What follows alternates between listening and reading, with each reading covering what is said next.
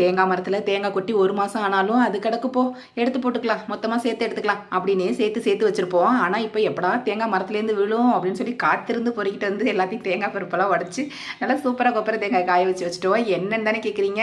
கொப்பரை தேங்காயோட 1 kilo rate பார்த்தீங்க அப்படின்னா 210 ரூபாய். ஆமாம், எனக்கு விவரம் தெரிஞ்சு இப்போ தான் 210 விற்கிது அப்படின்னு நான் நினைக்கிறேன். கிலோ 60, 70, 80, 120, 150 வரைக்கும் கூட விற்றுருக்குதுங்க.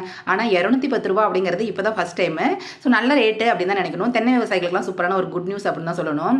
என்ன பண்ணுறது, விவசாயத்தை விட்டுட்டு வேற தொழிலும் நமக்கு தெரியல. என்னதான் படிச்சிருந்தாலும் விவசாய குடும்பத்திலேருந்து வந்த பிள்ளைகள் விவசாயத்துக்கே தள்ளப்படுறாங்க.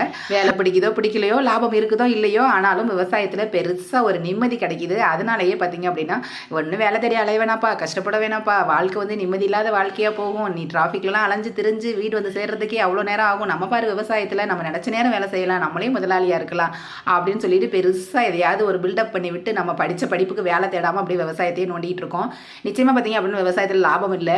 ஆனாலும் பார்த்தீங்க அப்படின்னா இந்த மாதிரியான ஒரு நல்ல விலை நிலவரம் இருந்துச்சு அப்படின்னா நல்ல ஒரு லாபகரமான தொழிலாக விவசாயமும் மாறும் அப்படின்னு நினைக்கிறேன்.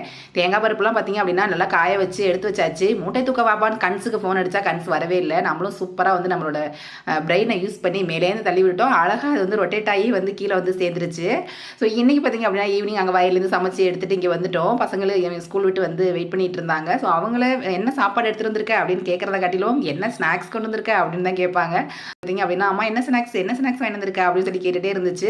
அடப்போங்கடா, நான் உங்களை படிக்க வைக்கிறங்காட்டி நான் படுற பாடு இங்கேயே அங்கேயும் அலைஞ்சு திரிஞ்சு இங்கே உங்களை மேய்க்கிறேன், அங்கே போய் ஆடு மாடுகளை மேய்க்கிறேன், இதில் இடையில விவசாய வேலை வேறு, சமையல், பாத்திரம், தண்ணி குடம் இதையே போட்டு உருட்டிட்டு கிடக்கிறேன் அப்படின்னு சொல்லிட்டு அப்படியே வாங்கி வந்த ஸ்நாக்ஸையும் அது கூட்டிகிட்டு எடுத்து கொடுத்துட்டேன். பை ஃப்ரெண்ட்ஸ், தேங்க்ஸ் ஃபார் வாட்சிங்.